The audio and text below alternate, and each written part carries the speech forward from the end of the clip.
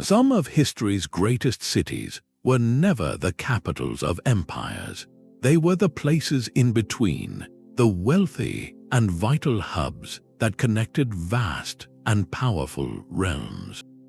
These were the caravan cities, incredible urban centers that rose from the emptiness of the desert. They mastered the art of moving priceless goods across impossible landscapes, amassing fortunes and forging unique cultures that blended worlds. And then, almost without exception, they vanished. Their grand avenues and temples were left to the sands, becoming puzzles for future generations. By the end of this story, you will understand the fragile brilliance of these lost metropolises and the powerful forces that ultimately erased them from the map. How did cities of such immense wealth simply disappear? And what does their fate tell us about the connections that hold our world together? These cities were born from a profound contradiction, thriving in the very places logic said they should not exist. To understand their success, we must first look at the map not as a collection of nations, but as a network of empty spaces. The true power of a caravan city lay in its geography, in its deliberate placement within a historical no-man's land. Historians call these liminal spaces the in-between zones that exist on the threshold of empires. They are the connective tissue of the ancient world, and the most famous of all was the vast, inhospitable Syrian Desert, a sea of rock and sand stretching between the Mediterranean and the Euphrates River. This desert was not a barrier, it was a corridor. For a traveler or a merchant, crossing it directly was a death sentence, but around its edges, along a narrow track of marginally less hostile terrain, a path emerged. This was the lifeline, and where that precarious path met a reliable source of water, a tiny oasis, civilization took root. A small trading post would appear, offering rest and water for a price. Then a fort for protection, then warehouses for goods. Almost without anyone planning it, a city was born, right at the seam between two worlds. Think of the great empires of the time, Rome to the west and Parthia to the east, later Byzantium and Sassanid Persia.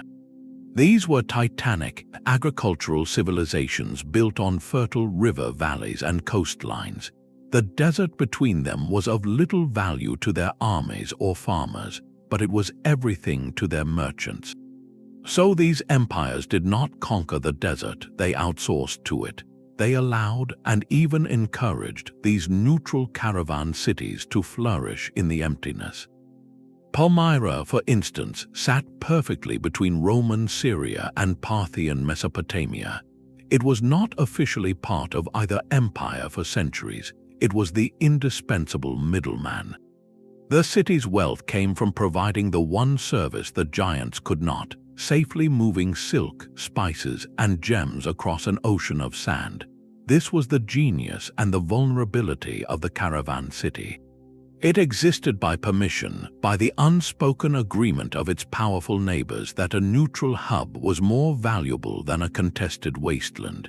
Its entire reason for being was its connection to everywhere else, a delicate web of routes that converged at a single point on the map. The moment that geography changed, the moment a new route was found or an empire decided to march through the middle, that brilliant, fragile city in the sand could vanish almost overnight.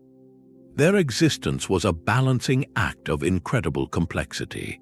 To survive and thrive in such a hostile environment, a caravan city had to become a unique kind of machine, engineered for one purpose, moving the world's most valuable cargo from one empire to another.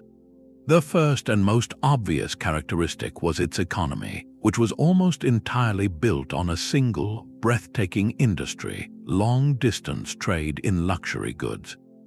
These were not market towns selling grain or pottery to local farmers. They were the ancient world's equivalent of high-security financial hubs, dealing in commodities that were literally worth their weight in gold. Frankincense and myrrh, rare resins burned in temples and palaces from Rome to Persia. pepper, cinnamon, and other exotic spices that transformed food and medicine. Chinese silk, a fabric so fine and desirable it became a symbol of ultimate status. Precious gems like lapis lazuli and pearls. A single successful caravan could make its backers unimaginably wealthy, and the city that controlled the route took a cut of every transaction.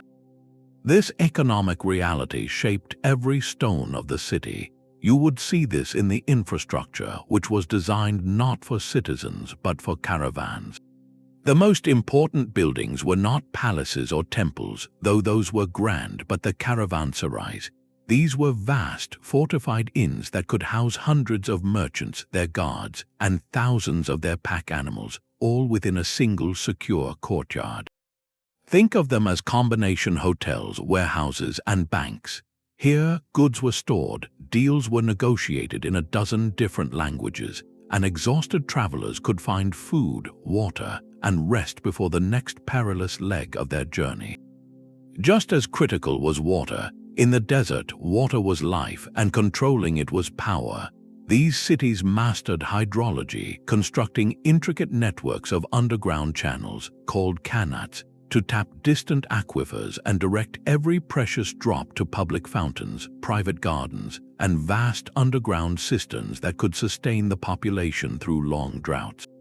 And surrounding it all were monumental defensive walls, a clear statement to the desert and to rival cities that this wealth was protected. This combination of factors created a social world unlike any other. A caravan city was a true cosmopolitan melting pot, perhaps the most diverse places in the ancient world. Walking its colonnaded streets, you would hear Aramaic, Greek, Persian, Arabic, and languages from even farther east. You would meet not only merchants, but also caravan guides who knew the stars and the sands like the lines on their own hands, skilled craftsmen who repaired saddles and seals, translators, bankers, and guards from 100 different tribes. This constant flow of people and ideas made these cities remarkably open and syncretic. They often worshipped a blend of gods, adopting and combining deities from all the cultures that passed through.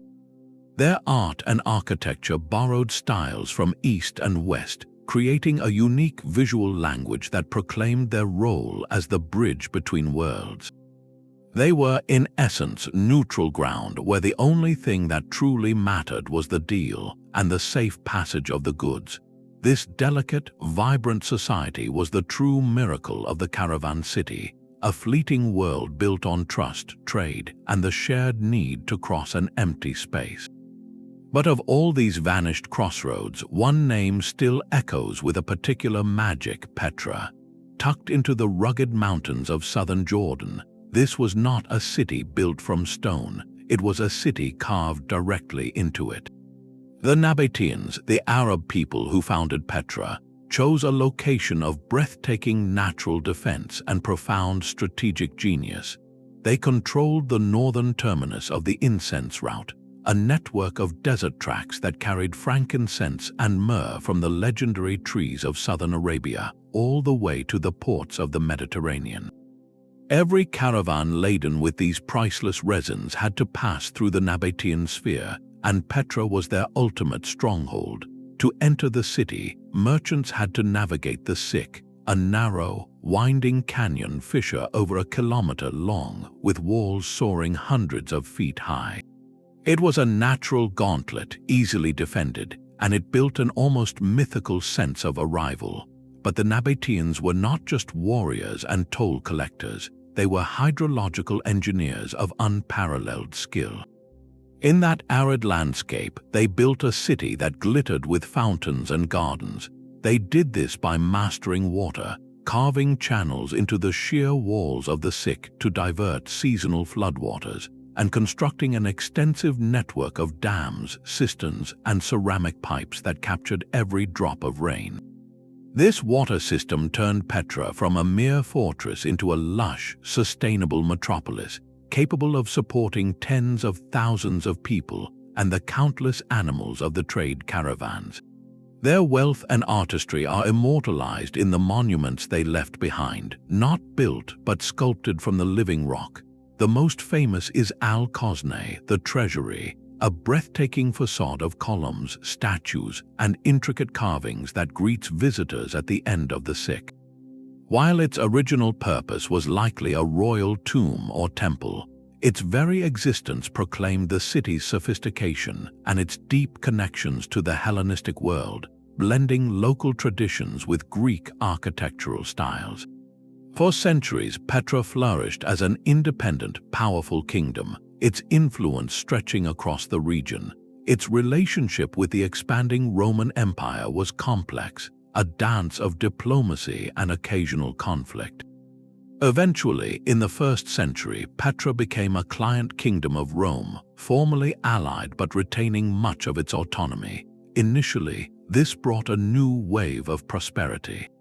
Roman peace secured the broader trade routes, and Petra's elites embraced Roman styles, building a grand colonnaded street, a massive theater carved into the hillside, and even larger, more elaborate tomb facades. For a time, it seemed the city had successfully transitioned, evolving from an independent caravan power into a gleaming provincial jewel of the Roman world. Yet even Petra's rock-hewn splendor could not defy the changing tides of geography and commerce. While it adapted to Roman influence, another city was rising to eclipse it, a place that would become the ultimate symbol of the caravan city's power and its heartbreaking fragility. That city was Palmyra, the legendary bride of the desert. If Petra was a hidden fortress of stone, Palmyra was an open, dazzling metropolis of marble and ambition, built upon the shimmering flatness of the Syrian Desert.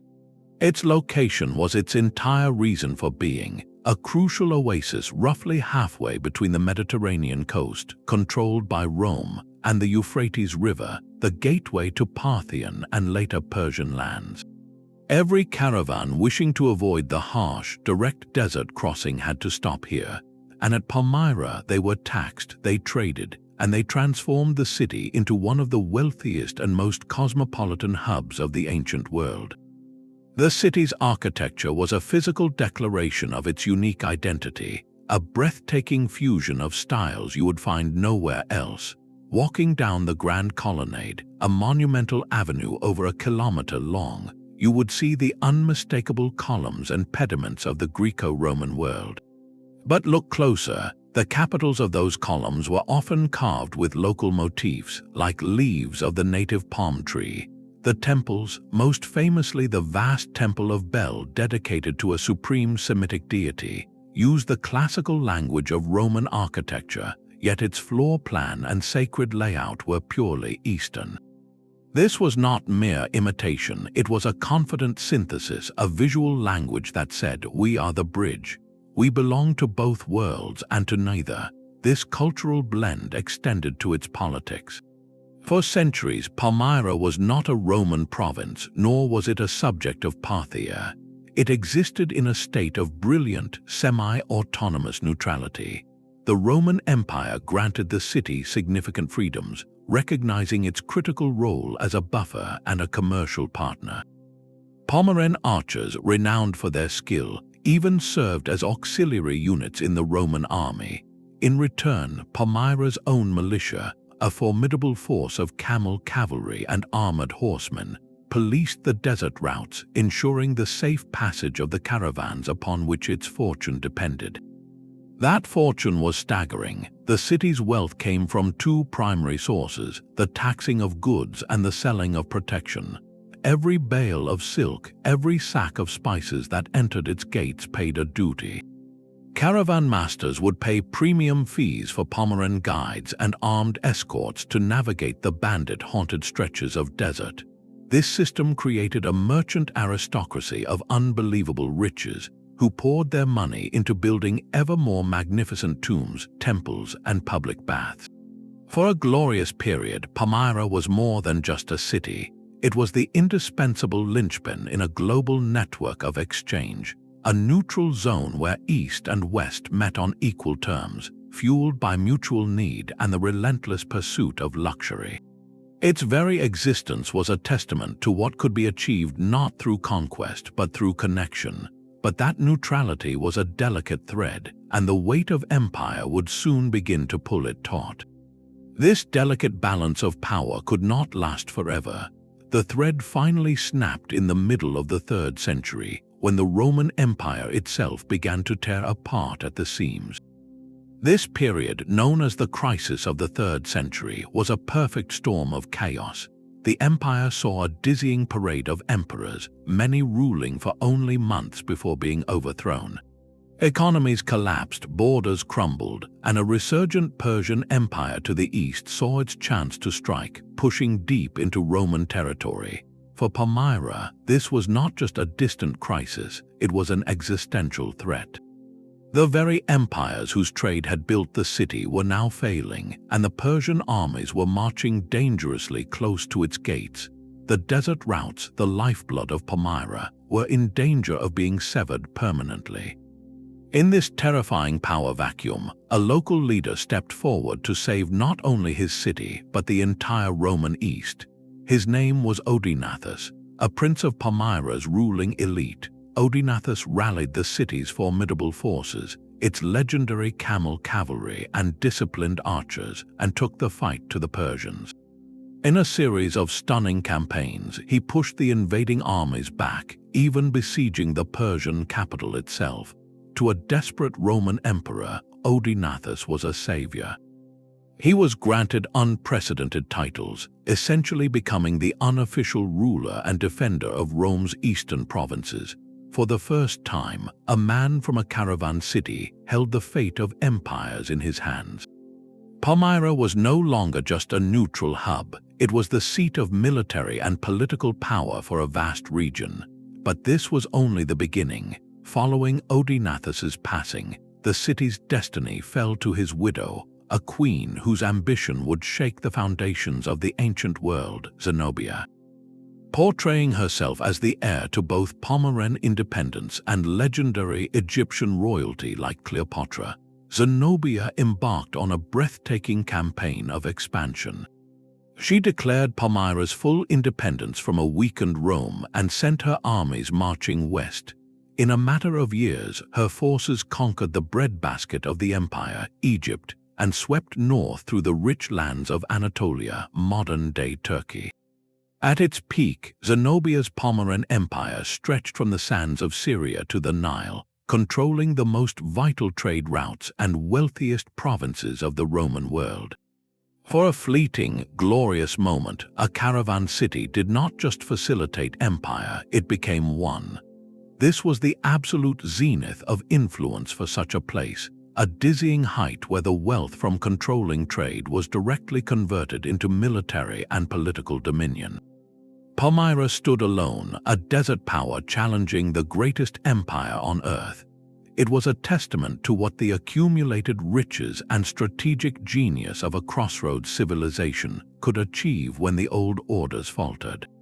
But this bold new empire was built on the same fragile foundation as the old trade routes, and its dramatic rise would make its eventual fall all the more devastating.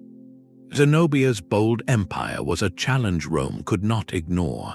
The Emperor Aurelian, a hardened soldier tasked with reuniting the shattered empire, saw the Palmyran revolt not as a regional dispute, but as a mortal threat to the very idea of Rome.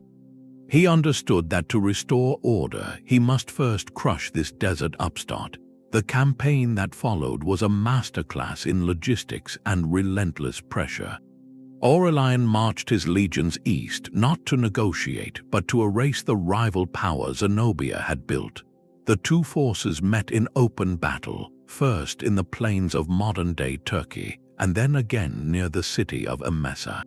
The Palmyrans, masters of desert skirmishing, found themselves outmatched by the disciplined formations and heavy infantry of the Roman army.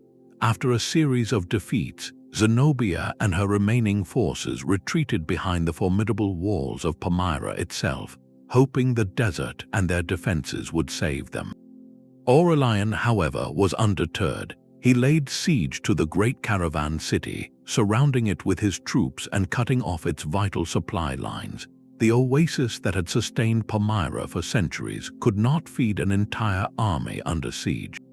As weeks turned into months, the situation inside grew desperate. According to later accounts, Zenobia attempted a daring escape on camelback, seeking aid from the Persians, but she was captured by Roman scouts at the Euphrates River. Her capture broke the city's spirit. Without its queen, Palmyra surrendered. The consequences were severe and deliberate. Aurelian allowed his soldiers to sack the city, a calculated act of punishment meant to strip away its wealth and pride. While many of its grand structures were left standing, its treasuries were emptied and its political independence was extinguished forever. Zenobia was taken back to Rome, paraded in golden chains during Aurelian's triumph, a stark symbol of rebellion crushed. Palmyra itself was reduced from a glittering imperial capital back to a provincial Roman garrison town. A permanent legion was stationed there, not to protect trade but to ensure obedience. The city's unique semi-independent status, the very condition of its golden age, was revoked. This was the first and most dramatic danger faced by the caravan cities, the peril of direct confrontation. For generations, their survival had depended on staying between empires, on being the useful, neutral middle ground.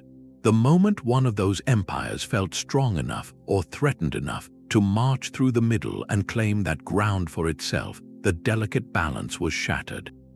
Palmyra's fate was a warning written in marble and dust, a lesson that the wealth of the crossroads could attract not just merchants but conquerors. Yet even as one city fell from ambition, the underlying system of desert trade proved remarkably resilient. The demand for luxuries did not disappear with Palmyra's independence, and the geography of the desert still demanded way stations.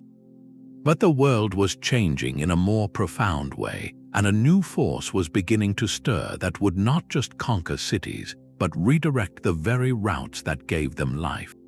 Yet the fall of Palmyra was not the end of the story for the caravan cities. A quieter, more profound threat was already moving on the horizon, one that did not arrive with legions and siege engines, but with sails and favorable winds. The true undoing of these desert metropolises was not conquest, but obsolescence. The very trade networks that had pumped wealth into their veins for centuries began to change course, slowly draining their life away. This was the silent killer economic transformation. For all their military might, empires ultimately follow the most efficient path to wealth. And while the desert caravans were a marvel of logistics, they were also slow, perilous, and expensive. Every mile traveled meant paying for guides, guards, fodder for animals, and taxes at every oasis and city gate. The cost of moving silk from China to Rome overland was astronomical, a cost ultimately passed on to the consumer. So when a cheaper, faster alternative presented itself, the economic rationale for the desert crossroads began to evaporate. That alternative was the sea. The Roman Empire, in its relentless pursuit of goods and revenue, mastered a new maritime highway. Roman merchants and navigators learned to harness the powerful, predictable monsoon winds of the Indian Ocean. These winds blew steadily from the southwest during the summer months, carrying ships from the Red Sea ports of Roman Egypt directly to the coasts of India and the Arabian Peninsula. Then, as winter approached, the winds reversed, blowing from the northeast and carrying those same ships, now laden with pepper, gems, and silk, back home. This was a revolution in scale. A single large merchant ship could carry the cargo of hundreds of camels, and it could do so in a fraction of the time with far fewer intermediate costs. The direct sea route from the Red Sea to India meant that luxury goods could flow into the Roman world without ever touching the Syrian Desert. They would arrive at Egyptian ports like Berenice, be transported overland to the Nile, and then shipped directly to Alexandria and the Mediterranean. This rerouting was gradual, almost imperceptible at first. A few more ships set sail each year. A few fewer caravans commissioned guides in Palmyra, the decline was not a sudden collapse but a slow, relentless seep. The economic lifeblood that had sustained the inland hubs, the taxes, the warehousing fees, the markets for supplies and services began to dry up. Think of it like a bustling town built around a single railroad stop. For generations, every train stops there, bringing people, money, and vitality. Then, a new highway is built 100 miles away. The trains keep running for a while, but they carry less freight each year. Shops in the town close one by one. The population dwindles. The place doesn't disappear in a day, but its reason for being slowly fades until only a skeleton remains. This was the fate that awaited the caravan cities. They were monuments to a specific kind of geography, to a world where the desert was the only bridge between empires.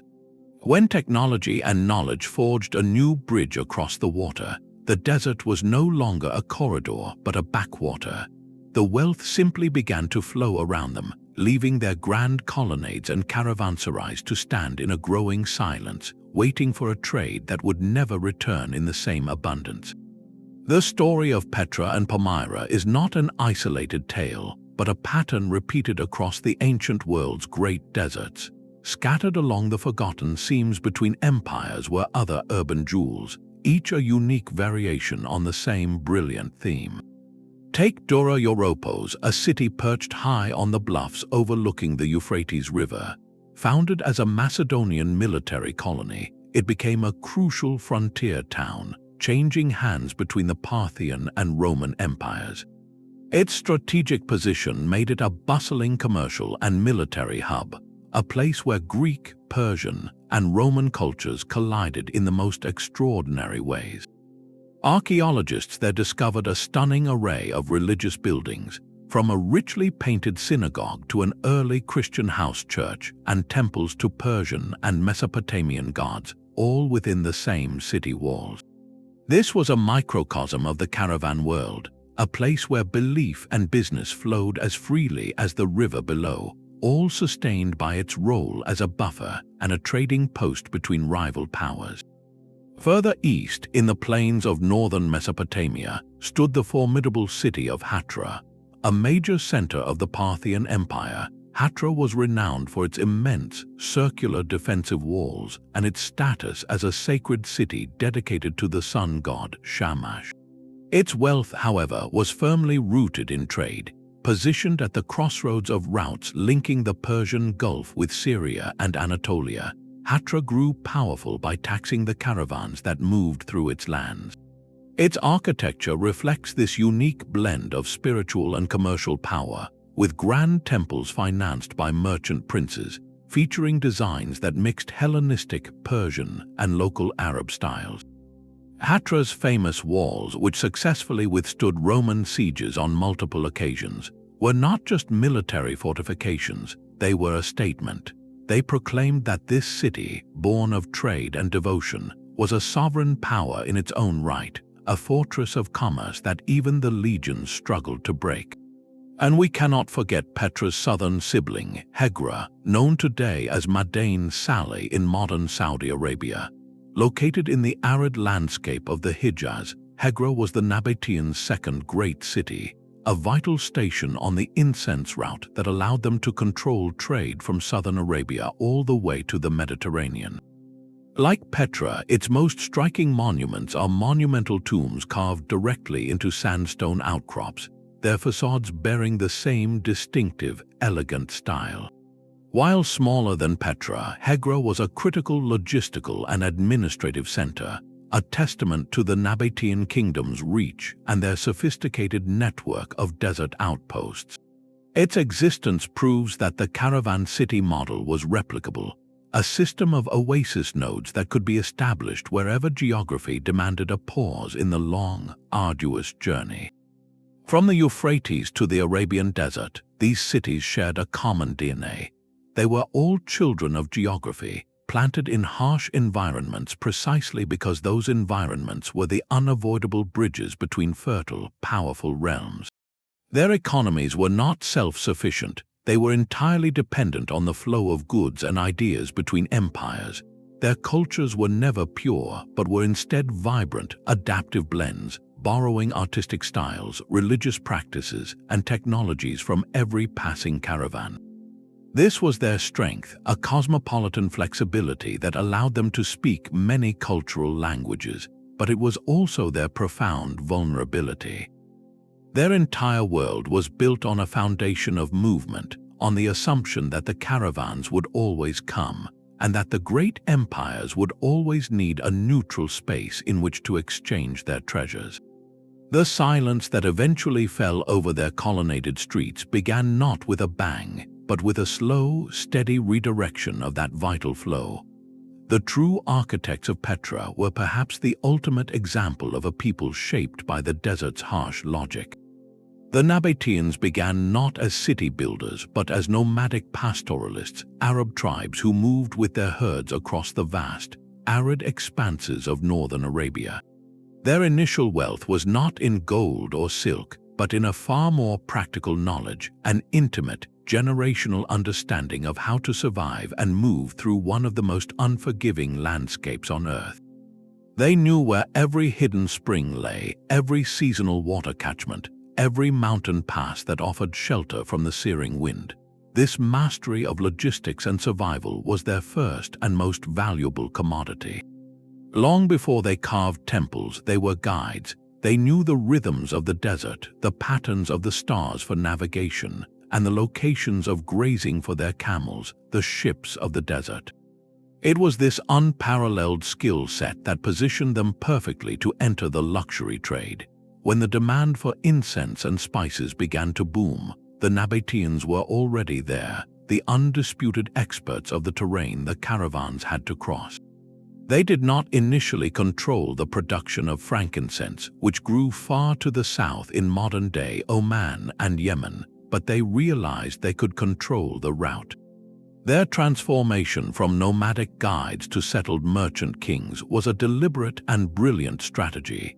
They began by establishing a network of way stations, simple outposts at critical oases along the incense route.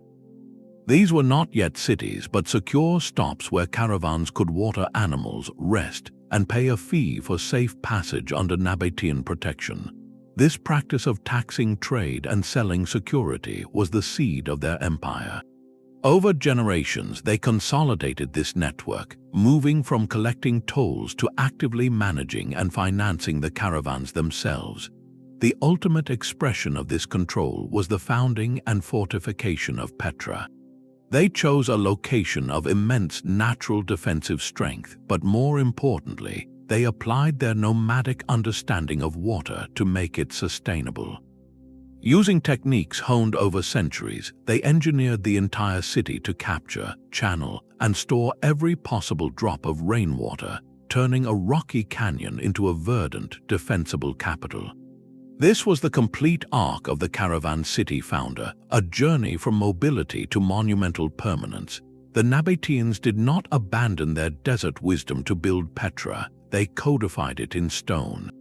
Their genius was in recognizing that in a world connected by arid emptiness, the greatest power lay not in owning fertile land, but in controlling the points of passage and the life-giving resource that made passage possible, water. Their story is a powerful reminder that the most formidable empires sometimes begin not with a conquest, but with a deep, irreplaceable knowledge of the spaces everyone else simply tries to cross. But this mastery of trade routes would have meant nothing without a more fundamental mastery, the control of water itself.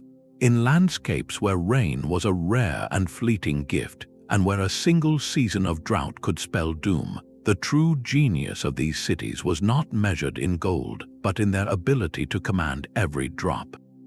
They did not simply find water, they engineered it, creating intricate, invisible systems that turned the desert's scarcity into their greatest strength. At Petra, the Nabataeans performed what can only be described as hydrological alchemy. Their city was built in a basin surrounded by steep cliffs, a natural catchment for the violent, seasonal floods that roared through the narrow canyons. Instead of letting this water destroy their city, they harnessed it with breathtaking precision.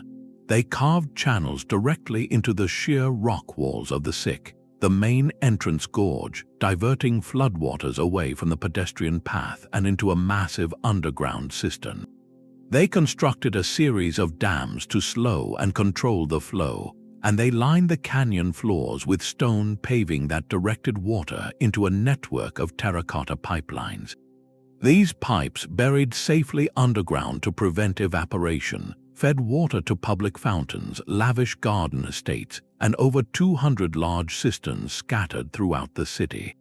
Some of these reservoirs were so vast they could hold millions of gallons, enough to sustain the entire population and its caravan animals through years of drought.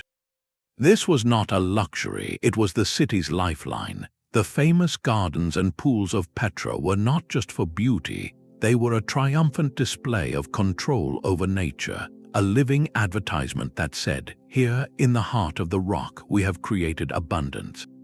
Palmyra, sitting on a flat plain, faced a different challenge. Its solution was the qanat, an ancient Persian technology perfected by the caravan cities. This was a system of gently sloping underground tunnels, sometimes stretching for miles, that tapped into water trapped in the foothills of distant mountains. Skilled engineers would dig a series of vertical shafts down to the water table, then connect them with a horizontal tunnel that used gravity to guide the water silently and invisibly across the desert, directly into the heart of the city. This prevented evaporation in the blistering heat and protected the water source from enemies.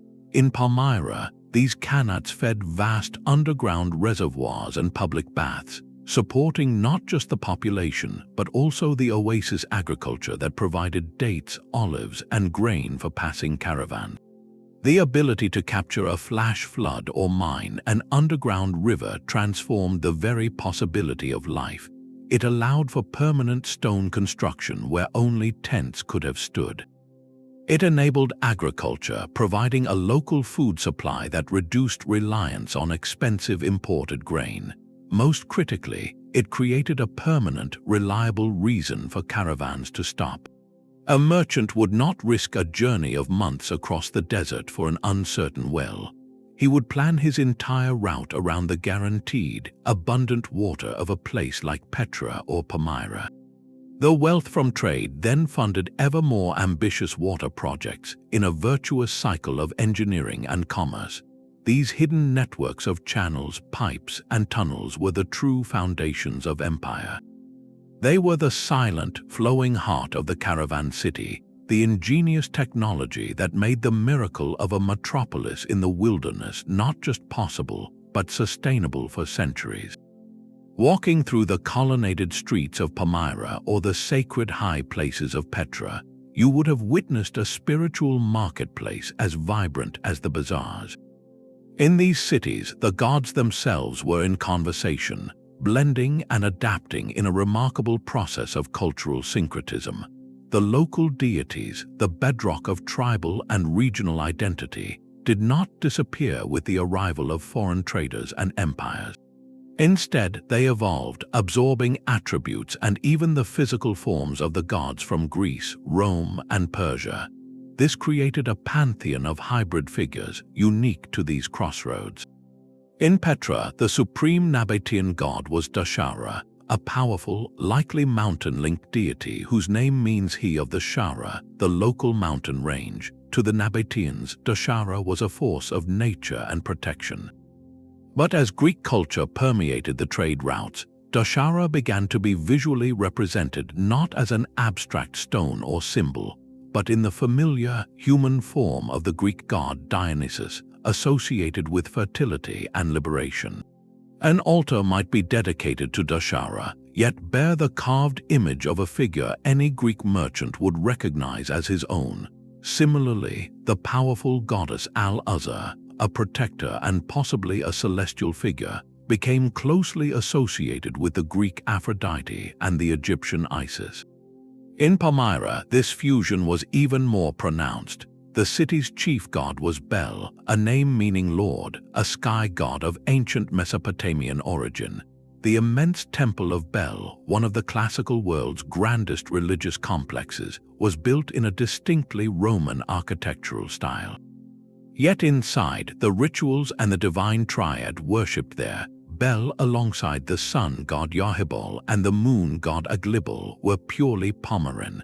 This was not confusion, it was a deliberate and confident synthesis.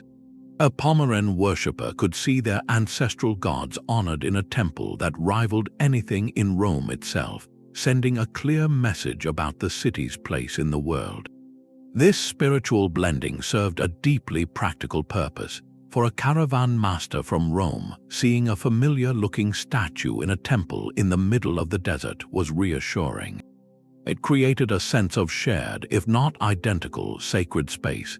It made a foreign land feel less alien, which was good for business. The gods, in essence, facilitated trade. This cosmopolitan reality is etched in stone, quite literally, through multilingual inscriptions.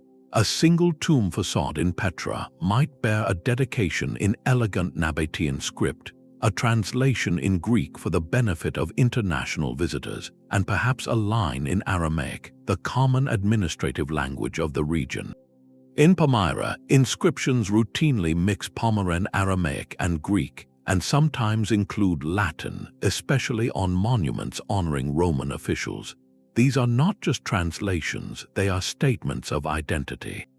They announce that the person commemorated moved effortlessly between worlds, that their status and piety were legible to citizens, merchants, and officials from multiple empires. This cultural tapestry was the true fabric of the caravan city. It was a society that understood its survival depended on being intelligible to everyone, and that extended far beyond language and goods into the very realm of the divine.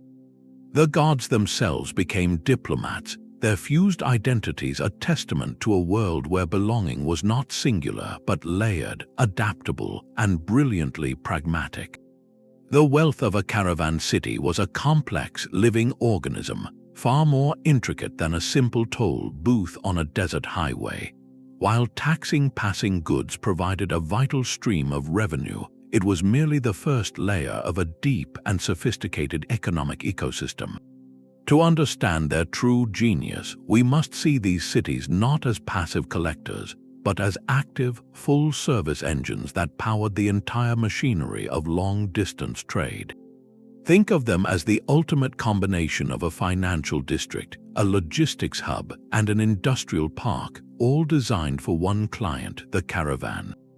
The most fundamental service began with the very animals that made the journey possible, the camels. These were not just beasts of burden, they were highly specialized, valuable assets.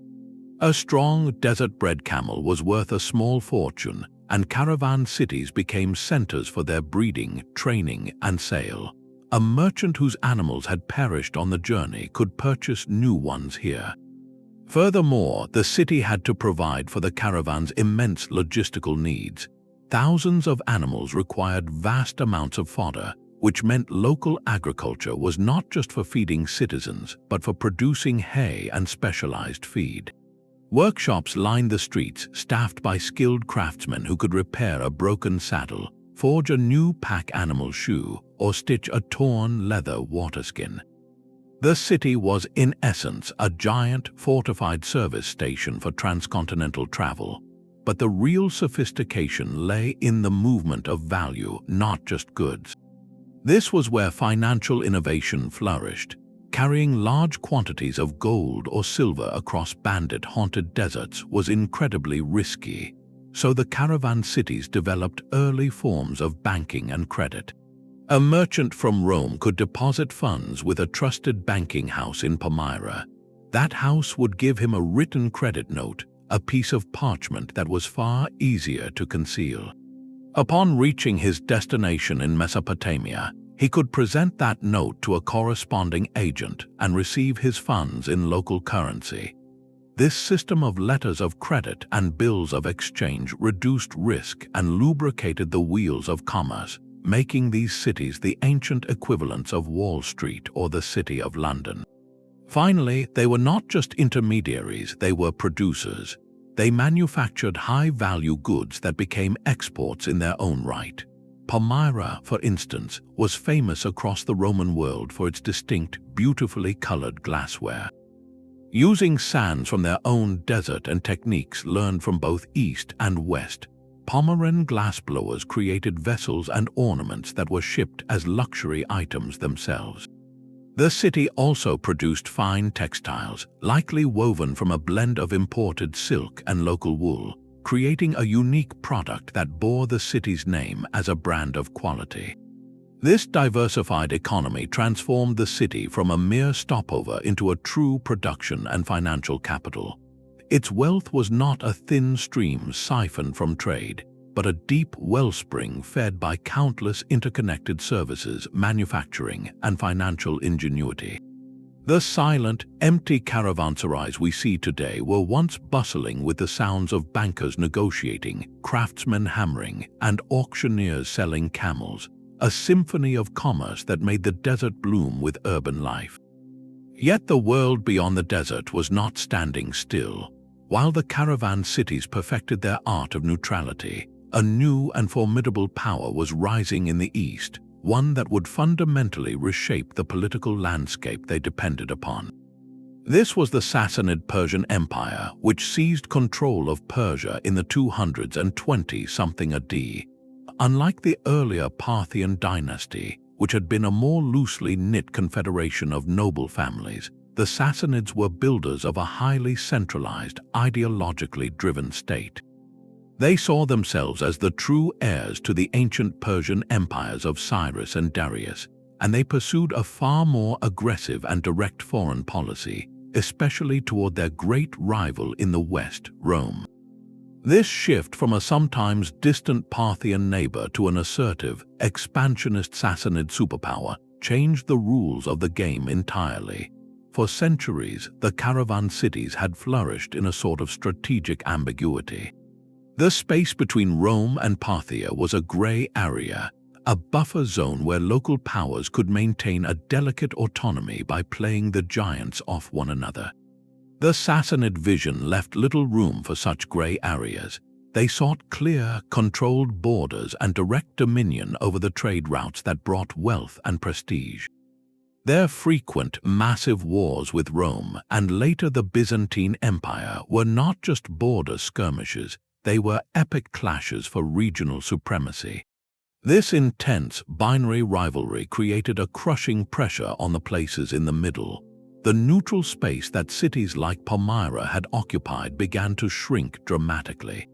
When two empires are locked in a life or death struggle, the idea of an independent, wealthy city sitting between them, taxing the trade of both, starts to look less like a useful partner and more like a strategic vulnerability or an untapped resource.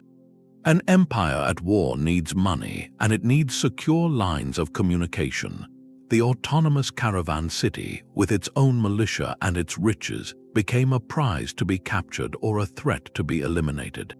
The Sassanids themselves understood the value of trade, of course, and they developed their own ports and routes, but their preference was often for direct control, bringing commerce under the umbrella of the state rather than relying on independent intermediaries. This geopolitical hardening meant the old model of negotiated neutrality was becoming obsolete. The desert was no longer a soft border between occasionally quarreling neighbors. It was becoming a front line. And on a front line, there is no room for a neutral party. The very success of the caravan cities, their accumulated treasure and strategic positions, now made them targets in a much more dangerous and polarized world. Even the most ingenious engineering could not hold back the sky forever. Beyond the ambitions of empires and the shifting sea lanes, another force was quietly at work, one that would slowly starve the very life from these desert hubs.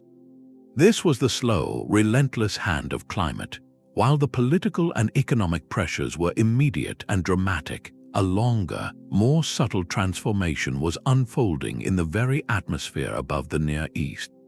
Paleoclimatic research, the study of ancient climates through evidence like tree rings, lake sediments, and cave formations, paints a compelling and sobering picture. It suggests that during the late Roman period, roughly from the 3rd century onward, the region entered a phase of increased aridity. Rainfall patterns became less reliable, and periods of severe, prolonged drought became more common. For a civilization built on the razor's edge of water scarcity, this was not merely an inconvenience, it was a systemic threat. Imagine the intricate water systems of Petra or Palmyra not as failing, but as straining against a diminishing source. The underground aquifers that fed the khanats would have begun to drop.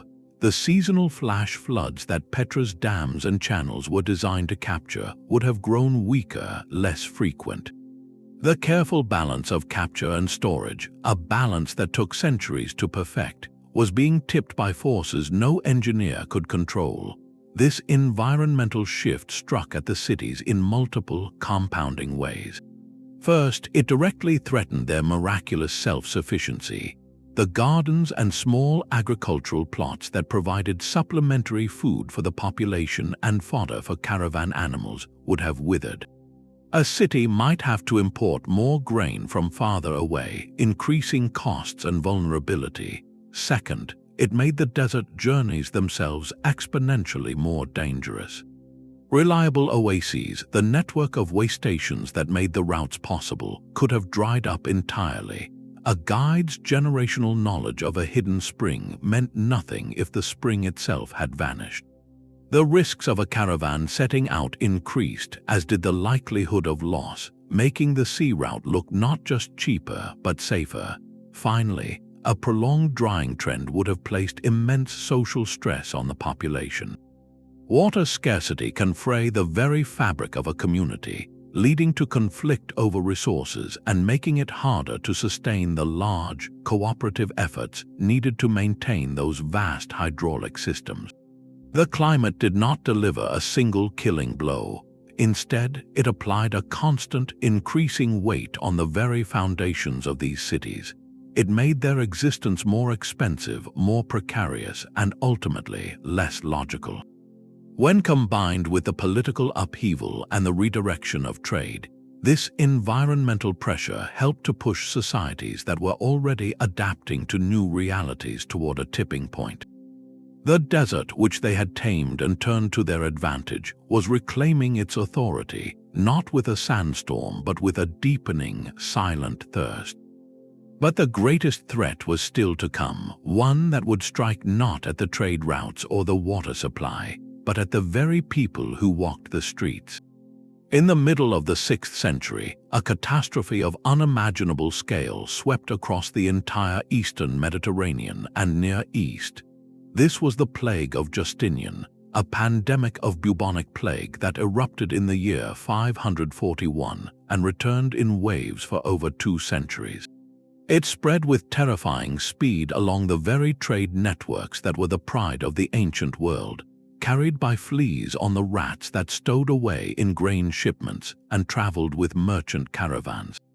From the bustling ports of Egypt, it surged outward, reaching the great capital of Constantinople, where at its peak it was said to claim thousands of lives each day, and then marching inexorably inland across the exhausted empires of Byzantium and Sassania.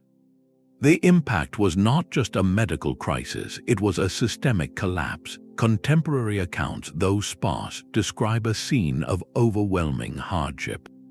The sudden, severe illness, marked by fever and swelling, could claim a life in a matter of days.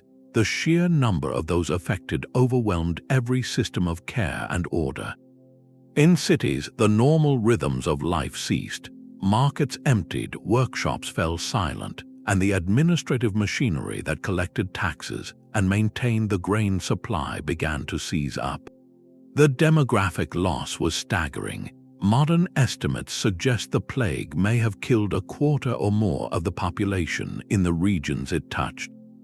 For a caravan city, this was a death sentence delivered in multiple forms. First, it devastated the urban population itself. These were not sprawling agricultural societies with vast rural reserves of people. They were concentrated hubs. The loss of merchants, bankers, craftsmen, caravan guides, and laborers would have hollowed out the city's expertise and its very reason for functioning. Who would negotiate the deals, repair the saddles, or guide the camels? Second, and more critically, it shattered the long-distance trade network at its core. Fear of contagion would have brought movement to a near standstill. Even the most daring merchant would think twice about joining a caravan that might be a vector for a deadly sickness, or traveling to a city known to be suffering. The routes fell silent, not for a season, but for decades as the plague recurred. The economic engine stopped completely. And third, it left the survivors in a state of profound vulnerability.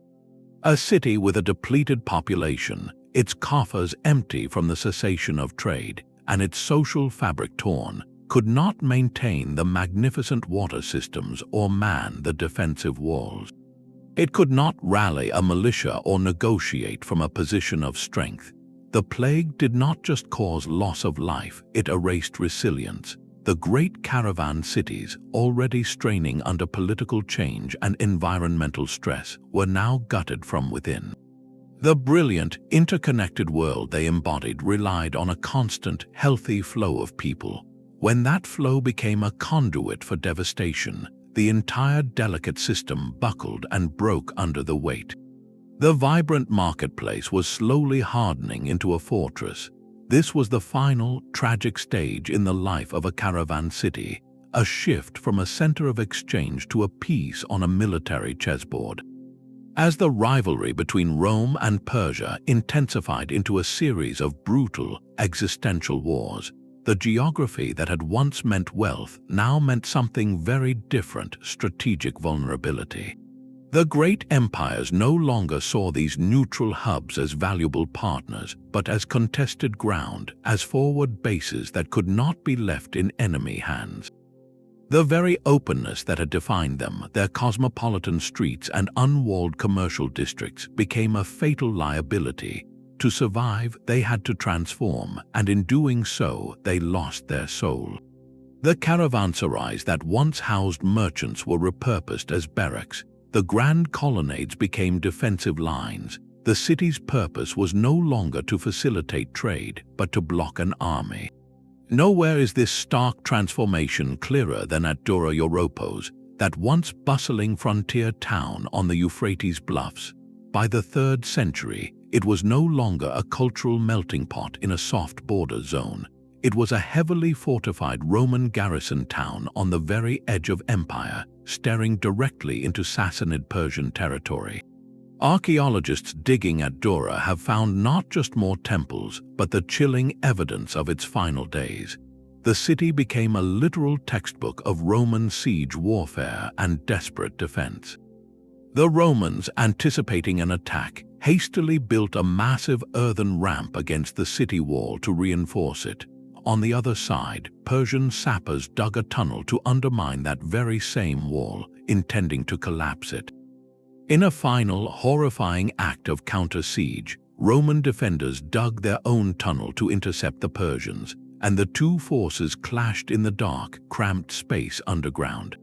The siege ended with the city's fall and its complete abandonment. Dura-Europos did not fade away. It was violently erased in the clash of titans, its role as a crossroads utterly consumed by its new role as a military target. This pattern repeated across the region.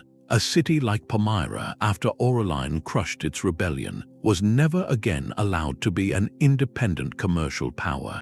A permanent Roman legion was stationed within its walls. Its proud camel cavalry, once the guardians of trade routes, was disbanded or absorbed. The city's budget was now directed by military governors whose priority was defense, not fostering long-distance commerce. The wealth that had built the temples and gardens was now spent on maintaining soldiers and repairing fortifications. The caravans still came, but the atmosphere had changed. The neutral, welcoming space that encouraged deal-making was gone, replaced by the tense, regulated environment of a frontier garrison. For merchants, this made the city less attractive. It was now a place of scrutiny, of military checkpoints and imperial taxes. rather than a free zone of negotiation. The slow erosion of its primary function as a neutral marketplace accelerated under the weight of its new military reality. The city was kept alive, but its spirit, the unique alchemy of openness and opportunity, was suffocated. It became a symbol of imperial control, a shell of its former self, maintained not for what it created, but for what it prevented. In the end, the greatest threat to these cities was not that they were ignored, but that they became too important to the wrong kind of power, their value measured in soldiers and siege engines rather than silk and spices. The 7th century brought a final, decisive wave of change that swept away the old world entirely. The rise of Islam and the rapid, stunning conquests by Arab-Muslim armies in the 600s AD did not just change rulers, they redrew the very map of civilization. Within a single generation, the exhausted empires of Byzantium and Sasanian Persia, who had fought each other to a standstill, found their heartlands conquered and unified under a single, powerful new state, the Caliphate. This political earthquake had a profound and immediate effect on the geography of trade. The new Islamic empire stretched from the borders of India all the way to North Africa, creating a vast, unified economic zone with a common language of administration and law.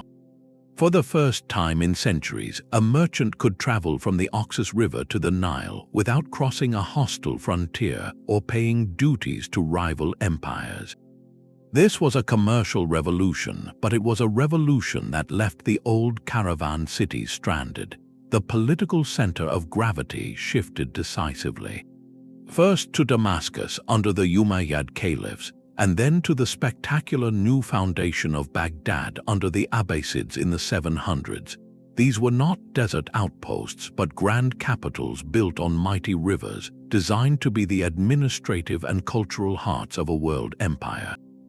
Baghdad, in particular, was a statement of intent. Its circular design, its position on the Tigris River connecting to the Persian Gulf, and its lavish patronage of scholarship and trade signaled a new axis of power. The primary east-west trade routes naturally reoriented themselves to serve these new capitals.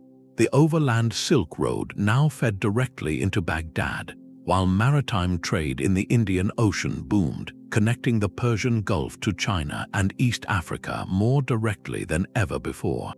The old Syrian Desert corridor, with its perilous journey from oasis to oasis, began to look like a relic. Palmyra, Petra, and their kind were now inland, distant from the new centers of political power and economic gravity.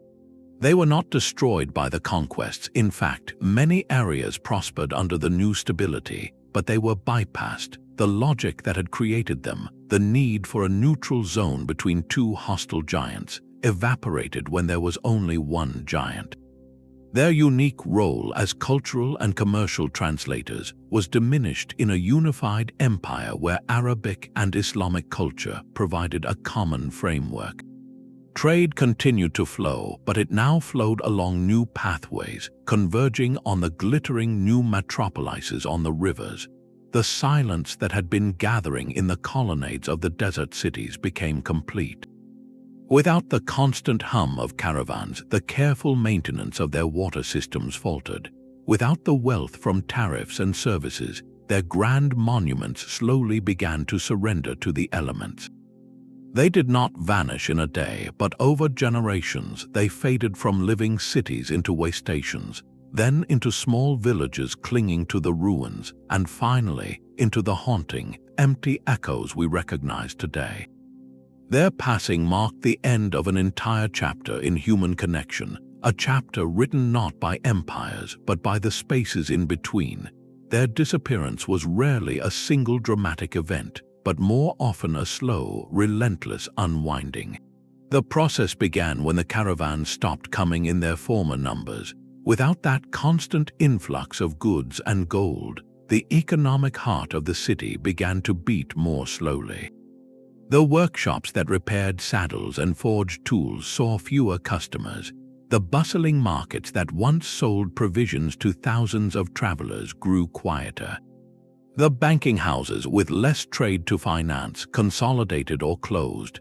This economic stagnation had a direct human consequence: population drift.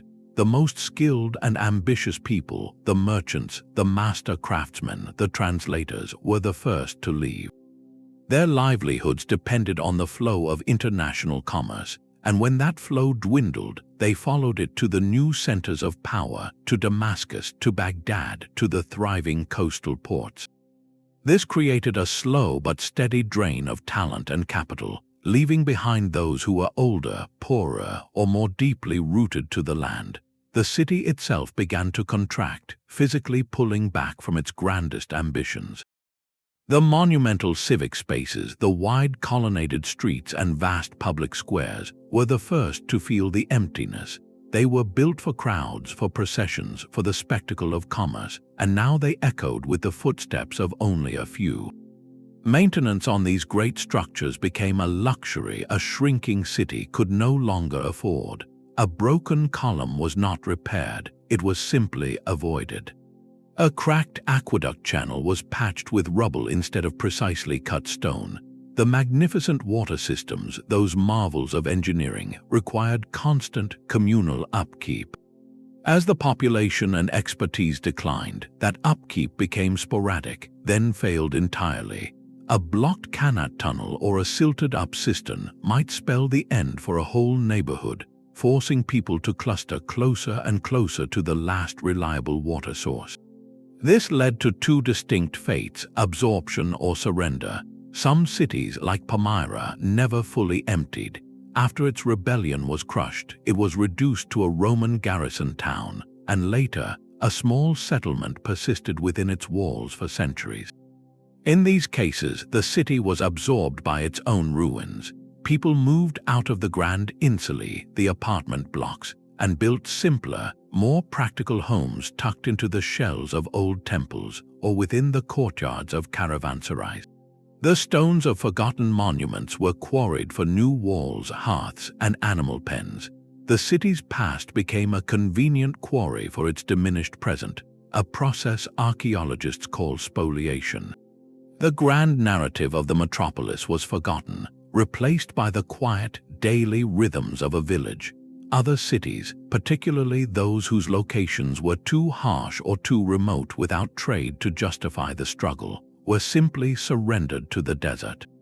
Petra is a profound example of this slow fade.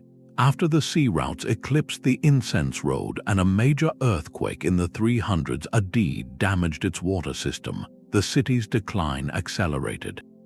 The Nabataean kingdom was a memory, absorbed into the Roman and later Byzantine empires. The population dwindled over generations, retreating from the magnificent tombs and colonnades to a simpler life focused on basic survival. By the time of the Islamic conquests, Petra was already a ghost of itself, known only to local Bedouin tribes. The desert sands, which the Nabataeans had so brilliantly held at bay, began their patient reclamation, drifting into doorways and slowly burying the evidence of a once great capital. It didn't vanish in a war, it was gradually forgotten, its location fading into legend in the Western world for over 1,000 years. The contrast with a rapid collapse is stark. Palmyra's fate after Emperor Aurelian's siege was a violent, decisive truncation. Its political and economic independence was severed in a matter of months. The city was sacked, its treasuries looted, its leadership captured. This was a traumatic, top-down collapse that instantly redefined the city's purpose. Yet, even then, it did not vanish. It persisted, transformed. The slower fade, like Petra's, was a bottom-up erosion. It was the collective result of countless individual decisions, a family moving away, a skill not being taught to the next generation, a section of the aqueduct being left for another season that never came. This process could take centuries, a long, quiet goodbye where the lights of civilization went out one by one, until only the wind remained to whisper through the empty colonnades. The silence that settled over these cities was profound, but it was not empty. For the people who still lived in the wider region, the stories of these places never truly vanished. They simply transformed, becoming part of a different kind of landscape, one woven from memory and oral tradition. Local Bedouin tribes moving through the deserts and mountains as their ancestors had for millennia knew of the ruins. They had names for them and stories. Petra was known to them as Sela, the rock, and they used its carved tombs as seasonal shelters for their flocks, just as their Nabataean forebears might have used natural caves. Palmyra's colossal columns stood as a familiar landmark in the vastness, known as Tadma, a name echoing its ancient Semitic roots. These were not lost cities to the people who lived among them. They were part of the geography, their grandeur repurposed into practical use and wrapped in layers of local legend. But to the distant centers of European scholarship and power, these metropolises had slipped from the realm of fact into the shadowy world of myth. Their locations faded from maps, their names surviving only in fragments of classical texts read by a handful of scholars. A Roman historian might mention a splendid city called Petra in Arabia, or a desert queen named Zenobia who defied an emperor, but where exactly were these places? The descriptions were tantalizing but vague, directions lost to time. For over 1,000 years, the Western world turned its gaze elsewhere, and the great caravan cities became phantoms, swallowed not just by sand but by a great forgetting. This forgetting was a physical process, slow and patient. Without armies of maintenance workers, the desert began its reclamation. Wind-driven sand, grain by grain, drifted into the colonnaded streets. It piled in the doorways of temples and filled the basins of dry fountains. In Petra, seasonal floods, no longer managed by Nabataean engineers, washed silt and debris through the sick, gradually raising the street level. Roofs collapsed, walls crumbled in earthquakes, and vegetation took root in the cracks, its roots slowly prying apart the very stones. Nature was not destroying these cities so much as absorbing them back into the landscape. At Palmyra, the grand temples and towers became silhouettes against the sky, their lower courses slowly buried by the encroaching dust of the plain. A traveler passing by might see only a forest of broken columns rising from a sea of sand, with no clear sense of the city plan that lay buried beneath their feet. Their locations became the stuff of travelers' tales, often exaggerated or confused. A rare European pilgrim or merchant traveling to the Holy Land might hear a rumor of a city of stone in the desert, or catch a distant glimpse of something monumental, but these accounts were fragmentary and often dismissed as fantasy. The cities existed in a liminal state, physically present but culturally invisible to the outside world, waiting for someone with the right combination of curiosity, courage, and luck to look at the landscape not as an empty wasteland, but as a page of hidden history. That moment of rediscovery would arrive with the age of exploration, but it began not with archaeologists but with adventurers and spies. The first modern European to lay eyes on Petra and leave a verifiable record was a Swiss explorer named Johann Ludwig Burckhardt in the year 1812. Disguised as an Arab scholar named Sheikh Ibrahim, and traveling under the pretext of a religious pilgrimage, he convinced a local guide to take him to the rumored site. What he saw took his breath away. Emerging from the narrow darkness of the sick, he beheld the rose-red facade of the treasury, Al-Khosneh, perfectly preserved in its hidden canyon. He could only take furtive notes and make a quick sketch, fearful of revealing his true scholarly interest to his companions. His published account, released after his passing, sent shockwaves through European intellectual circles. Here was a city from classical legends, real and astonishingly intact. Similarly, Palmyra had never been fully lost, but its isolation kept it mysterious.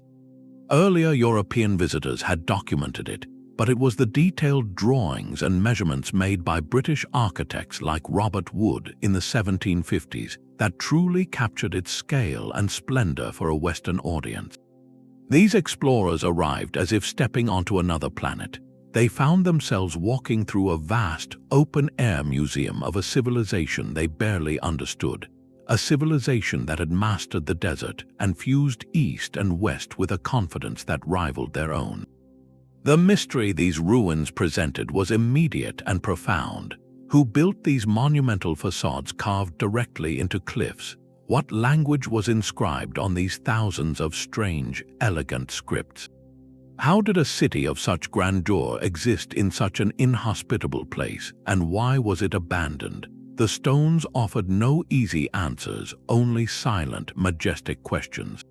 The Great Forgetting was over, and a new chapter was about to begin, one of excavation, interpretation, and a slow, careful effort to listen to what the sand had hidden for centuries. Burckhardt's furtive sketches were the first crack in a dam of forgetting. His published travels ignited a fever in Europe, a romantic obsession with the lost cities of the Orient. What followed was not yet archaeology, but a kind of scholarly treasure hunt.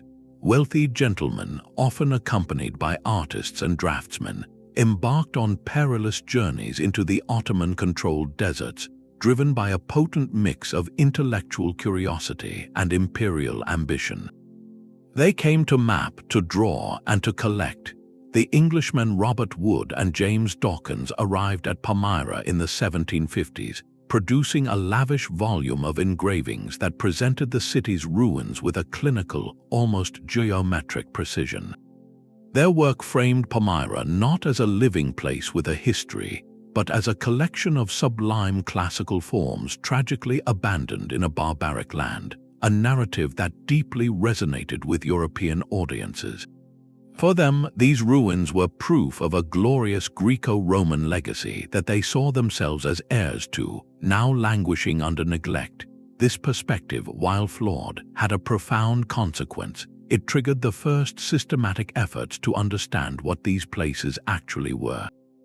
The 19th century saw the birth of modern archaeology in the region, though its methods were often crude by today's standards.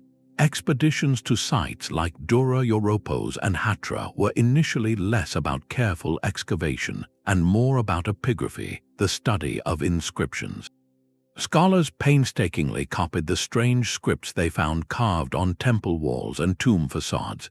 The decoding of these languages was a key that began to unlock the truth.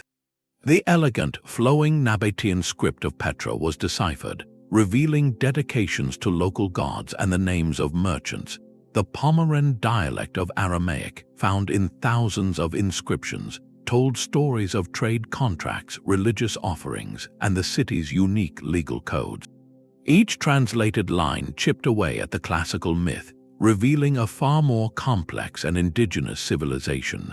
These were not simply outposts of Rome or Greece, but powerful, independent cultures with their own gods, their own social structures, and their own artistic vision. The grand synthesis of architectural styles was not imitation, but a confident statement of identity. This realization was a shock to the Western academic world, which had to expand its understanding of the ancient past to include these sophisticated desert kingdoms as major players in their own right. The early 20th century brought more scientific methods. At Dura-Europos, teams from Yale University and the French Academy of Inscriptions and Letters began meticulous excavations in the 1920s. They didn't just clear temples, they uncovered an entire urban time capsule preserved by the very sand that had buried it. They found private houses with their furnishings, military barracks with soldiers' graffiti, and the breathtaking religious art of the synagogue and Christian chapel. Dura-Europos presented a stunning snapshot of daily life on a Roman frontier, a world of astonishing cultural and religious diversity frozen in a moment of crisis. Similarly, at Palmyra, systematic work began to map the full extent of the city, revealing the sophisticated grid of its later Roman expansion, and the sprawling necropolises with their tower tombs that held generations of merchant families. Each discovery added a new layer of complexity, transforming these sites from picturesque ruins into chapters of a vast, interconnected human story. The archaeologists' trowels were slowly peeling back the desert to reveal a forgotten network of power, faith, and commerce that had once rivaled the empires it connected. The silent stones began to speak, not in grand legends, but in the intimate details of everyday life. Archaeology's careful work has peeled back the desert's blanket to reveal the vibrant, complex reality of these cities, confirming their wealth and cosmopolitanism while also documenting the precise moments of their unraveling. At Palmyra, the story is etched in thousands of tax receipts and customs tariffs, meticulously recorded on clay tablets and stone inscriptions. These are not dry bureaucratic documents. They are a live feed from the ancient marketplace. They list the goods passing through the city gates, from shipments of olive oil and grain to bales of Chinese silk and Arabian frankincense, each item dutifully taxed at a specific rate. The records name the merchants, often with both a local Palmyran and a Roman or Greek name, highlighting their dual identities. They detail the fees paid for the city's armed escorts, the very service that made the desert crossing possible. This paperwork reveals an economy of breathtaking scale and meticulous organization, a well-oiled machine designed to profit from every single step of a journey that spanned continents. It proves the city's wealth was not a myth, but a daily, calculated reality. Elsewhere, archaeology uncovers the rich spiritual tapestry that held these diverse communities together. The ruins of Dura-Europos provided one of the most stunning discoveries, an entire city block frozen in time. Here, within a stone's throw of each other, stood a beautifully painted synagogue depicting biblical scenes, a Christian house church with some of the earliest known Christian art, and temples dedicated to Persian and Mesopotamian gods like Mithras and Zeus. This extraordinary concentration of faiths in a single frontier town is powerful evidence. It shows that the caravan city was a place where people did not just trade goods, they lived side by side in a remarkable atmosphere of practical tolerance. Your neighbor might worship an entirely different set of gods, and that was simply part of the fabric of life in a place defined by constant movement and exchange. The art itself is a fusion, blending Greek artistic styles with Eastern symbols and stories, a visual confirmation of the cultural synthesis that was these cities' greatest social achievement. But the archaeological record also holds darker testimony, capturing the violent shocks that could end an era in an instant. At sites like Dura-Europos and Hatra, excavators have uncovered what they call destruction layers, distinct strata of ash, burned debris, and shattered weapons that mark a single, catastrophic event. At Dura, it is the chilling evidence of the final Sassanid siege, the collapsed tunnel where Roman and Persian soldiers fought underground, the hastily built defensive ramp, and the scores of arrowheads concentrated at the base of the walls. At Hatra, the formidable circular walls that once repelled Roman legions finally bear the scars of their fall, with evidence of concentrated assault and fire. These layers are like a snapshot of a city's last day, allowing archaeologists to reconstruct the tactics of the attack and the desperation of the defense. They tell us that for some of these hubs, the end was not a slow fade, but a sudden, brutal truncation. The cosmopolitan experiment was extinguished by military conquest, its vibrant streets silenced by the unambiguous logic of siege warfare. For other cities, the clues to decline are more subtle, a slow accumulation of small failures rather than a single cataclysm. In Petra, studies of the monumental water system reveal a story of gradual neglect.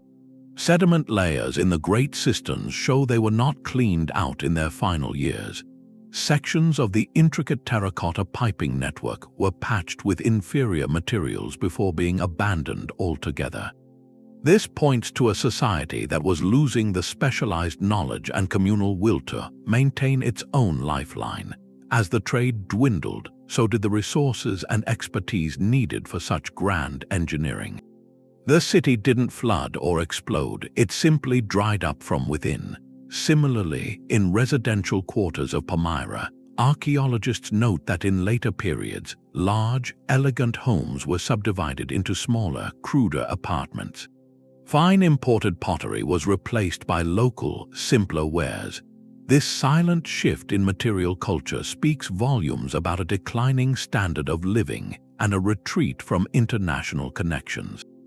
The global marketplace was closing its doors, and the people adapted by turning inward, their world slowly shrinking back to the scale of a local village. Together, these fragments, from tax records to broken pipes, compose a biography written in dust and stone. They confirm the brilliant, fragile reality of the caravan city, showing us exactly what was lost and how, piece by piece, a world built on connection finally came apart. This multifaceted disappearance resists any single, simple explanation. The fall of a caravan city was rarely about one cause, but about a perfect storm of pressures that finally overwhelmed its delicate foundation. Think of it not as a chain of events, but as a set of scales, carefully balanced for generations, that slowly began to tip. On one side sat the city's incredible wealth and strategic value.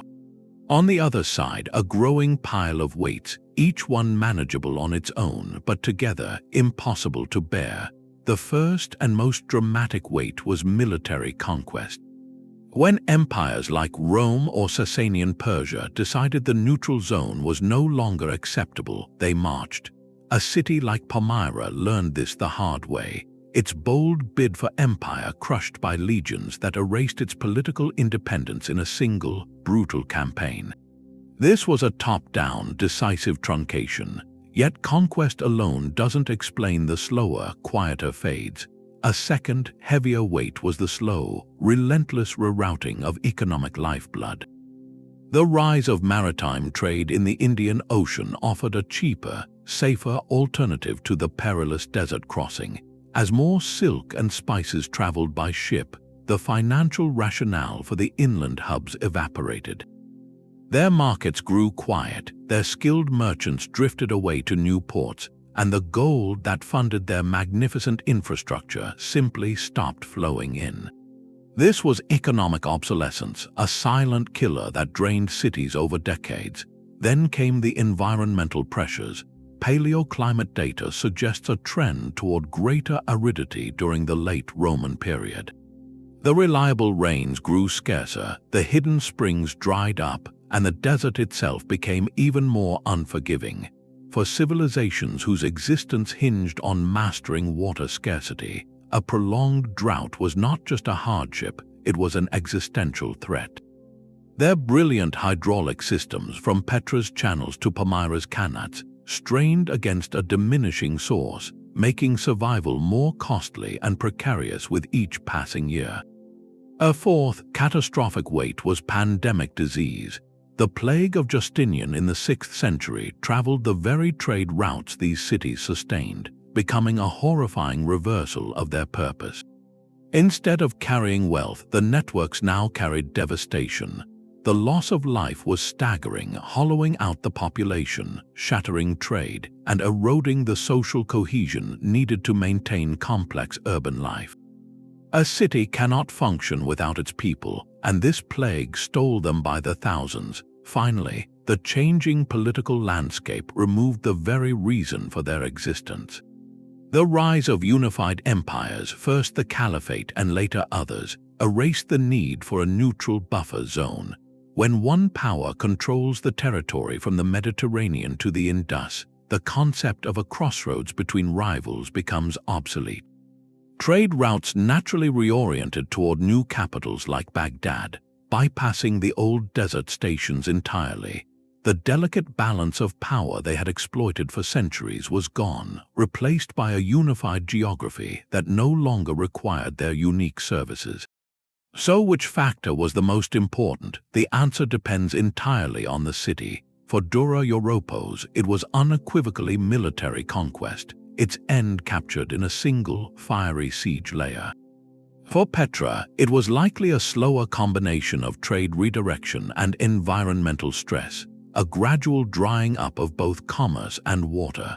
For Palmyra, It was a sequence, political overreach leading to military defeat, which then accelerated its economic and strategic decline.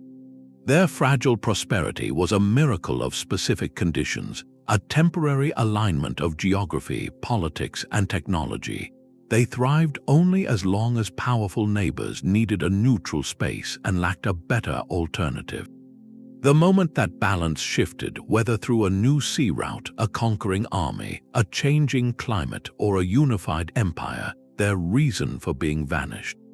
They were not designed for self-sufficiency, they were designed for connection.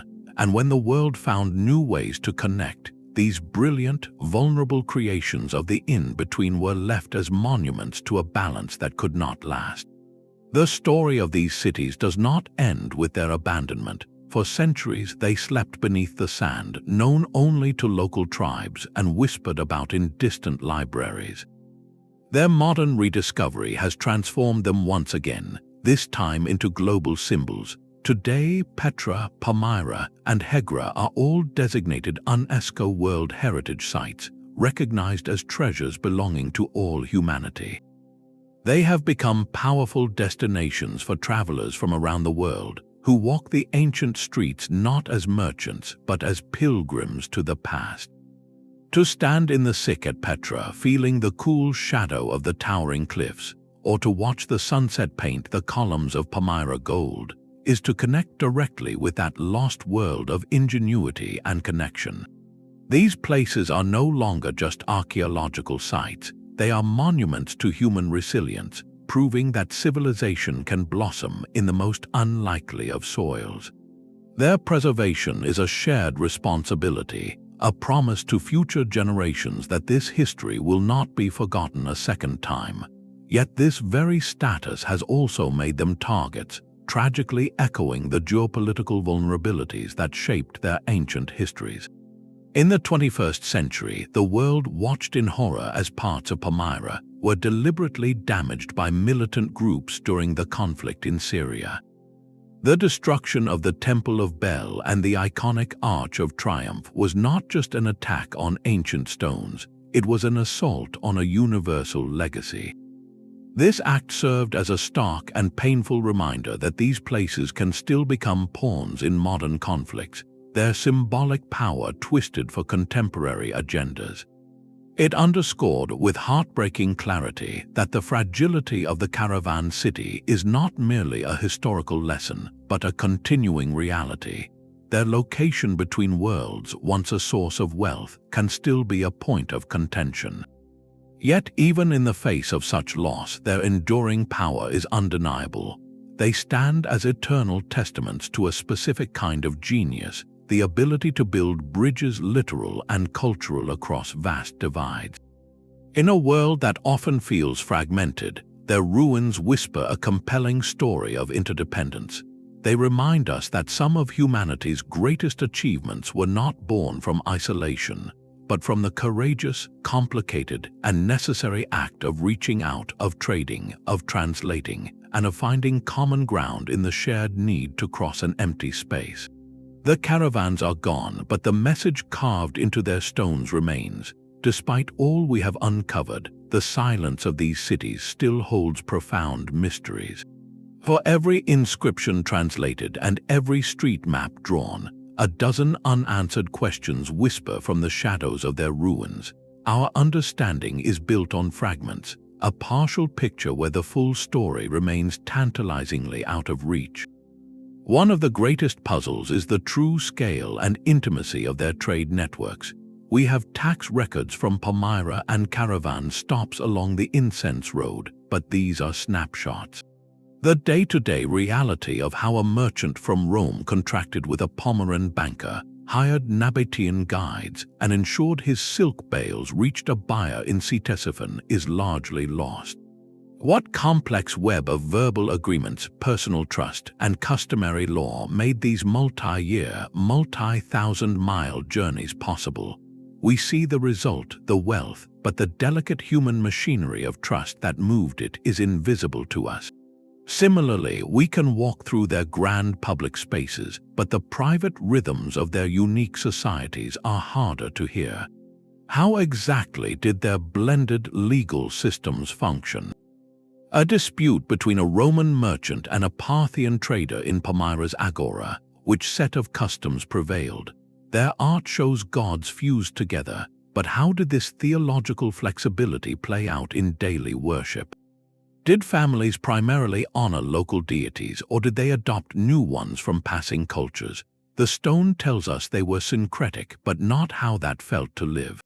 Even the moment of final abandonment for many sites remains fuzzy. At Petra, we see the water system failing, but what was the final straw? Was it a particularly severe drought that emptied the last cistern? A decision by the remaining community's elders that the struggle was no longer worth it? For cities that faded slowly, there is rarely an archaeological smoking gun, only a gradual dimming of the light that leaves us wondering about the last family to close their door. Perhaps the most thrilling unknown is geographical. The Syrian Desert and the Arabian Peninsula are vast. Satellite imagery and ground-penetrating radar have revealed hints of ancient routes and undiscovered structures. Are there other major caravan hubs, perhaps smaller than Petra but equally sophisticated, still completely buried beneath the dunes, waiting for a shift in the wind to reveal their outlines? Each unanswered question is a reminder that history is not a solved puzzle, but an ongoing conversation with the past. The legacy of these cities is not just in what they built, but in the endless curiosity they inspire, a quiet invitation to keep looking, keep questioning, and keep listening for the echoes of a world that mastered the spaces between. The patterns etched in the sands of Syria and Jordan are not unique. The caravan city is a phenomenon that has flickered to life again and again, wherever geography and ambition create a profitable gap between worlds. Look to the vast, wind-swept expanses of Central Asia, the storied corridor of the Silk Road.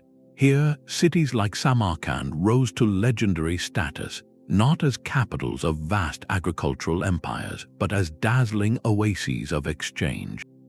Nestled between the deserts of Persia and the mountains of China, Samarkand thrived because it was the indispensable stop. Caravans laden with Chinese silk, paper, and porcelain would meet others carrying Persian carpets, glassware, and ideas from the Mediterranean. The city became a crucible where Zoroastrian, Buddhist, Islamic, and later Turkic cultures fused.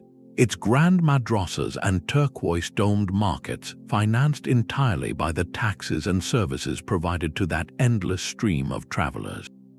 Its wealth was a direct result of its position in the middle of a continental-scale transaction, a mirror held up to Palmyra, though separated by thousands of miles and centuries.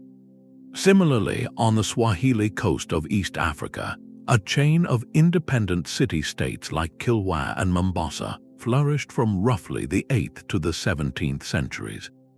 These were not inland desert hubs but maritime ones built on islands and coastal promontories. Their genius was in bridging the African interior with the Indian Ocean world. They channeled gold, ivory, and timber from the continent's heart to Arab, Persian, and later Portuguese traders, receiving in return textiles, ceramics, and spices. The Swahili culture itself was a unique synthesis, with Bantu roots enriched by Arabic language, Islamic architecture, and cosmopolitan mercantile practices. Like Petra or Palmyra, their entire identity and economy were predicated on being the crucial link in a chain, the point of translation between two very different worlds. The similarities in their fates are hauntingly familiar. Samarkand's golden age waned as maritime routes around Africa diminished the overland Silk Road's monopoly. The Swahili city-states saw their influence crumble under the pressure of European naval power and the redirecting of global trade networks by Portuguese and Omani empires. In both cases, their prosperity was not destroyed by internal failure, but made obsolete by external change. They became collateral damage in a larger reshuffling of how the world moved its goods. This recurring pattern suggests something fundamental. Throughout history, whenever major centers of power and production are separated by a difficult but navigable space, be it a desert, a mountain range, or an ocean, the vacuum will often be filled by intermediary powers. These are the specialists of the in-between. They master the logistics of crossing the hostile zone, they provide the neutral ground for exchange, and they build cultures that are inherently adaptable, designed to speak multiple languages, both literal and cultural. Their rise is a testament to human ingenuity in connecting disparate worlds, but their vulnerability is baked into their success. Their existence is always conditional, a service provided for a fee. When the clients find a cheaper, faster, or more controlled alternative, or when one client decides to eliminate the middleman entirely, the city's purpose evaporates. The model is brilliant, but it is also perilously fragile, a lesson written not just in sandstone, but in the coral rag of Kilwa and the glazed tiles of Samarkand. It forces us to wonder if this cycle is truly a relic of the past, or if we are simply building our own versions of these crossroads today, in forms we have yet to fully recognize. Their story is a powerful echo across the centuries, a recurring testament to a specific kind of human brilliance. The caravan cities were not accidents of history. They were deliberate, opportunistic creations, born from the simple, powerful need to bridge a gap. They saw possibility in the empty spaces others feared, and they built entire civilizations upon the art of connection. Their rise was a spectacle of cultural fusion, where gods blended, languages intertwined, and architectural styles merged into something entirely new. They became wealthy not by owning land, but by mastering movement, by turning the hostile desert into a lucrative corridor. For a glorious period, they were the indispensable centers of the world, proof that the spaces between empires could be the most vibrant places of all. Yet their vulnerability was the shadow of their success. Their entire existence was conditional, a service provided in a temporary alignment of geography and politics. They thrived only as long as powerful neighbors needed a neutral zone and lacked a better alternative. When that balance shifted, their foundation crumbled. The very forces that created them, the ambitions of empires, the currents of global trade, the stability of the climate, could just as easily sweep them away. They were ultimately vulnerable to forces beyond their control, a reminder that no civilization, no matter how ingenious or wealthy, is immune to the tides of change. Their ruins stand not as symbols of failure, but as monuments to impermanence, to civilizations built on the shifting sands of trade and politics. Their true legacy, however, is not one of loss, but of enduring inspiration. They whisper to us of the incredible things we can achieve when we choose to build bridges instead of walls, when we embrace the role of translator and connector. In a world that still struggles with division, their stones remind us that some of our greatest innovations and most beautiful cultural expressions are born from exchange, from the courageous act of reaching across a divide. They challenge us to look at our own world and ask, where are our modern caravan cities? What fragile, brilliant connections sustain our global community today? The story of these lost metropolises is far from over. It invites us to keep exploring, to keep uncovering the hidden threads that have always bound humanity together, and to remember that sometimes the most important places are the ones in between.